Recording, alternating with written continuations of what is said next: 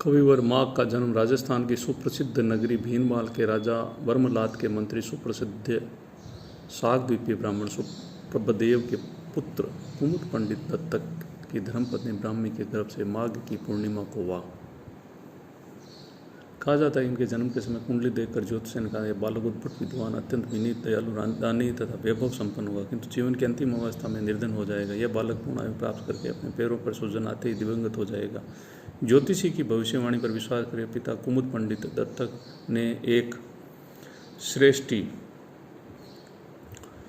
धनी प्रभुत्व धन रत्नाधीश भूमि में पेड़ों में घड़ों में भरकर गाड़ दिया और शेष बचा हुआ धन माँ को दे दिया। कहा जाता है शिशुपाल वध काव्य के कुछ भाग की रचना इन्होंने प्रदेश में रहते हुए की और शेष भाग की रचना प्रथम अवस्था में घर पर रहकर की थी। अंतिम अवस्था में अत्यधिक दरिद्रावस्था में भोज प्रबंध ने इनकी पत्नी प्रलापुर कहते इनके द्वार पर एक दिन राजा आश्रय के लिए ठहरा करते थे। आज वही व्यक्ति दाने दाने को तरस रहा है। क्षेमेंद्र का औचित्य विचार का राजा में पंडित महाकवि माघ का अधोलिखित पद्म भाग उक्त दशा का निर्देशक है। बुभक्षिते व्याकरणाम न भुज्यते पीयते क्या वर्ष पिपासते न विद्या केन चित्तुदत्त कुलम हिरण्य में वावर्जना निष्फला क्रिया।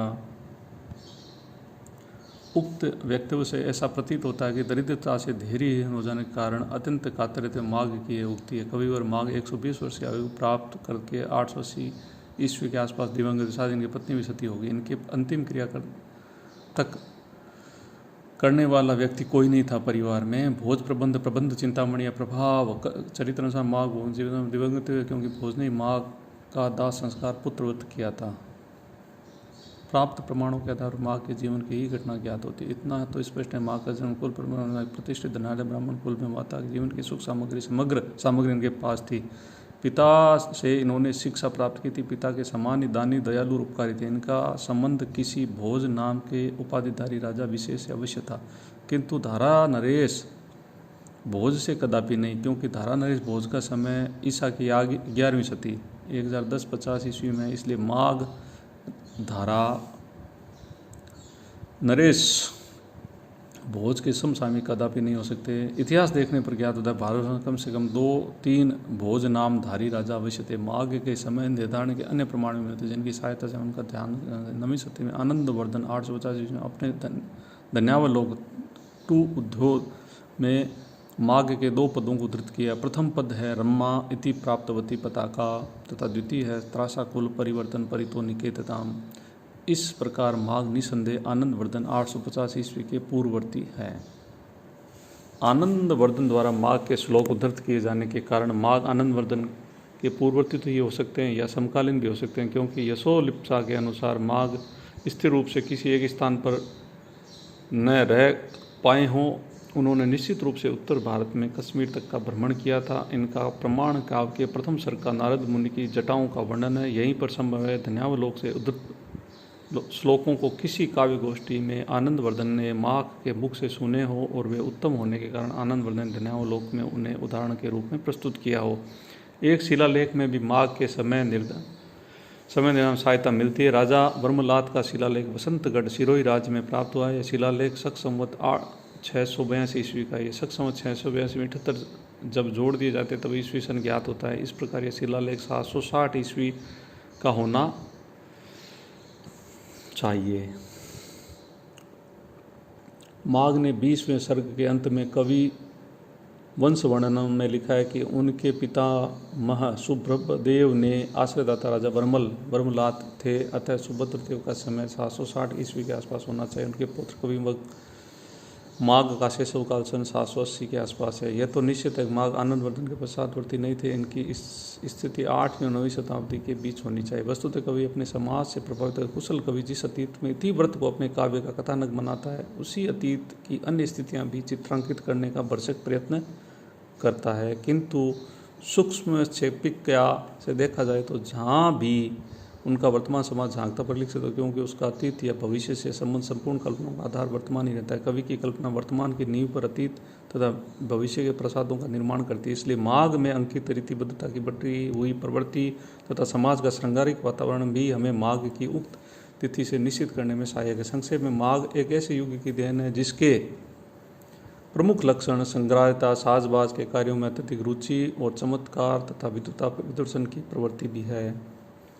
मदिरा एवं प्रमदा का जो साचर्य माघ काव्य में देखने को मिलता है वह 8वीं और 10वीं शताब्दी उत्तर भारतीय राजपूत जीवन का प्रतिबिंब है। इस प्रकार माघ काल 8वीं-9वीं शताब्दी में स्थिर होता है, इसमें संदेह नहीं किया जा सकता। माघ का जन्म स्थान कविवर माघ के समय की तरह उनके जन्म स्थान के विषय में दो विद्वानों को मत एक के नहीं है। कुछ विद्वान गुजरात राज्य के अबूबकर भीनमाल के निवासी मानते हैं। भोज प्रबंध प्रबंध चिंतामणि प्रभाव चरित्र तथा माघ काव्य की कुछ प्रतियों में उल्लेखित है कि श्री भिन्नमालव वास्तव्य आदि के अनुसार माघ राजस्थान के प्रांतापाल भीनमाल जो पूर्व में श्रीमाल के नाम से प्रसिद्ध था निवासी थे। डॉक्टर भोला शंकर व्यास माघ कवि को भीनमाल के निवासी मानते हुए राजस्थान के प्रवर्ती प्रदेश डूंगरपुर बांसवाड़े के समीप का मानते हैं।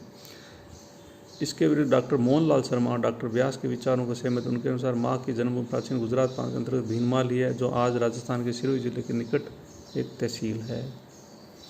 वस्तुतः मारवाड़ की भूमि एक समय गुजरात ही कहलाती थी। आबू प्रदेश में भीनामाल की स्थिति भी थी। ऐसी स्थिति में भीनमाल को ही स्वीकार करना चाहिए। डूंगरपुर बांसवाड़े में उसमें भूमि क्यों समझी जाए। शिशुपाल वध काव्य में वर्णित ऊँटों तथा ऊँटों की प्रकृति का यथार्थ वर्णन कवि को उस प्रदेश का निश्चित करता है। डूंगरपुर बाढ़ में किसी पत्री नगर निवासी कवि ऐसा वर्णन नहीं कर सकता जैसा कि रेगिस्तान का निवासी प्रत्यक्ष दृष्टा।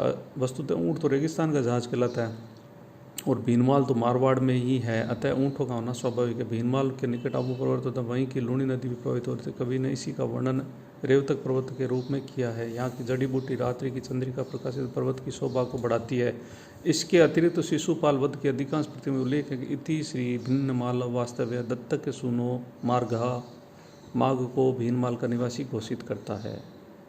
शिशुपाल वध के 19वें सर्ग के चक्रबंध श्लोक में श्लिष्ट रूप से अंकित वत्स भूमि भीनमाल जालोर मारवाड़ का संकेत है, जो कवि भीनमाल का बताता है। प्रबंध अन्य तद विषय ग्रंथ माघ को भीनमाल का निवासी मानते। वसंत शिलालेख ब्रह्मपुत्र के ब्रह्म स्पुष्ट एक सिद्धांत के आधार पर कवि माघ भीनमाल के निवासी सिद्ध होते हैं। उक्त विवेचन से यही सिद्ध होता है कवि माघ की जन्मभूमि प्राचीन गुजरात प्रांत के अंतर्गत भीनमाल है, जो राजस्थान के सिरोही जिले के निकट एक तहसील है। कालिदास के माघ तक का मध्यवर्ती काल करीब 500 वर्ष का है। इस प्रदीर्घ समयावधि में काव्य धारा के स्वरूप, उसकी गुणवत्ता, उसकी प्रवाह शैली में पर्याप्त परिवर्तन हुआ सा दिखाई देता है। निश्चय यह कोई आकस्मिक परिवर्तन नहीं है। वस्तुतः साहित्य पर युग चेतना का सर्वाधिक प्रभाव रहता है और इस चेतना के फलस्वरूप साहित्य की शैली में उसकी कलात्मक मान्यताओं के परिवर्तन दृष्टिकोण होता है। गुप्त तथा वाकाटक साम्राज्यों की सर्वांगीण उन्नति में साहित्यिक वातावरण के आमूल परिवर्तन कर दिया। वाकाटक नरपतियों के राज्यकाल में ही प्राकृत भाषा और उसके साहित्य का उत्कर्ष प्रारंभ हो चुका था। फलत अब संस्कृत भाषा और उसके साहित्य का लक्ष्य जनसाधारण में न रहकर विदग्ध समाज था। राजनीतिक दृष्टि से गुप्त साम्राज्य के पश्चात भारतवर्ष टुकड़ों में विभक्त हो गया। कन्नौज के हर्षवर्धन और चालुक्य पुलकेशी ने साम्राज्य की स्थापना, किंतु वे साम्राज्य चिरस्थायी न हो सके थे। सामंतों तथा पंडितों ने शास्त्रार्थ अर्थार्थ अलंकारों, शब्दालंकारों, प्रहेलिका काव्यों में आनंद लेना प्रारंभ कर दिया था। उसी समय एक और दिग्नाग और धर्मकिसी जैसे बौद्ध पंडितों का और वात्स्यायन उद्धोधकर जैसे ब्राह्मण न्यायिकों का उदय हुआ। तो दूसरी ओर अलंकार और कथा साहित्य के सुबंधु, दंडी और बाण 550 ईस्वी से 650 के मध्य थे। वास्तव तथा 10 कुमार चरितम, कादम्बरी जैसे कर्म से उत्कृष्ट गंध काव्य के लंघन सीमा तक पहुंचा दिया। इसका चरमोत्कर्ष श्री हर्ष के नेषद्य तथा उत्तरकालीन काव्यों में पड़ा था। फलतः अश्वघोष और कालिदास की ऋजुता, सरसता और अव्याज मनोहारिता के स्थान पर विद्वत्ता और आयास सिद्ध आलंकृतिता ने स्थान ग्रहण किया था। यद्यपि शास्त्र के उपरोक्त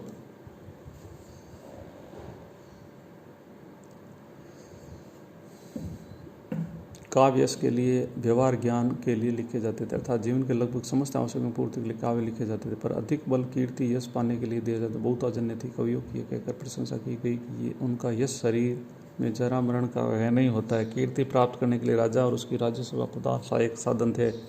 इस प्रकार हम देखते हैं कि सामंत युग का प्रभाव हमारे अलंकार शास्त्रों पर पड़ा था, राजकीय युग का प्रभाव हमारे अलंकार शास्त्रों पर पड़ा था। राजकीय ठाट बाट का जीवन कवि का आदर्श हो गया था। राजशेखर ने कवि के जिस शानदार जीवन का चरित्र अंकित किया है वह कम आश्चर्यजनक नहीं है। माघ पंडित कवि की समृद्ध सृजनता और समृद्धि का वर्णन प्रबंध, चिंतामणि आदि ग्रंथों में बड़ी मुखर भाषा में किया है। स्वयं राजा भोज ने समृद्धि के सामने चकित और हतग्र होना पड़ा। ऐसा प्रतीत होता जिन श्रेणी के कवियों के सामने वाल्मीकि, व्यास और कालिदास का आदर्श नहीं, प्राचीन ग्रंथों में राजभाषाओं का जो वर्णन पाया जाता है वह कद्यपि एक प्रकार से काव्य विनोदों से परिपूर्ण था। फिर भी उक्ति वैचित्र्य को या कौशल विशेष को ही विशेष सम्मान प्राप्त होता था। कादम्बरी में बाण भट्ट ने जिस राजसभा का बड़ा ही रोचक वर्णन किया, उसके वर्णन से ज्ञात हो दरबार में काव्य विनोद की रुचि थी, परंतु काव्य विनोद विनमुक्ति प्रलय का चित्र होता था, काव्यों का श्रेणी का था। राज्यसभा में शास्त्र चर्चा तो होती थी, नाना शास्त्रों तथा पंडित और तर्क बुद्ध उतरते थे, कवियों की नाना भाव से परीक्षा होती थी। तात्पर्य यह है कि कवि की ऐसी राजभाषा में अपनी कविता पढ़कर कीर्ति करनी प्राप्त होती थी, अतः हम उस कविता चर्चा करते थे बाह्य से उपेक्षा नहीं कर सकते। वस्तु इस प्रकार साहित्य और पांडित्य में वास्तव में सजगता विद्वान ने कवियों की नई प्रेरणा दी, फलतः पूर्वागम रस शैली के स्थान पर एक नवीन विचित्र मार्ग चल पड़ा, जिसके विषय में उसकी उपेक्षा और उसके विभंजना वर्णन प्रकार में सरसता के स्थान पर दिग्ध पर बल दिया जाने लगा था। ऐसी ही काव्य की सजावट में बादशाह इनके काम सूत्र अन्य शास्त्रों में उपयोग होना, ऐसे ही नवीन युग के प्रतीक स्वरूप और पूर्ववर्ती काव्य रूप में प्राप्त गुणों को आत्मा में विदिकता तथा व्यक्तित्व में काव्य की नवीन शैली की उद्भावना में संलिष्ट रहने वाले दो महाकवि भारवी और माघ, इतना तो निश्चित है कि इन दोनों में सुकवि कीर्ति दुरास्या से कवि कर्म करने वाले माघ विदग्धता और कुलेना पुण्य की भारवी से आगे बढ़े हुए हैं। काव्य की उनके कल्पना चातुर्य और वृत्त प्रभुत्व, पांडित्य और भाषा का प्रखर ज्ञान सब कुछ विस्मय है। हाँ, यदि हम कालिदास के काव्य की ऋजुता और स्वाभाविकता को भाव तरलता बिंदु को छोड़ दें और माघ के संपूर्ण काव्य से सुपालपद में जानकर देखें तो हृदय अपेक्षा मस्तिष्क कवित्व की अपेक्षा पांडित्य का एक विचित्र समन्वित रूप ही दिखाई देता है। वस्तुतः मनुष्य का यथार्थ व्यक्तित्व उसके हृदय में निहित रहता है। मस्तिष्क man is the hidden in his heart, not in his head.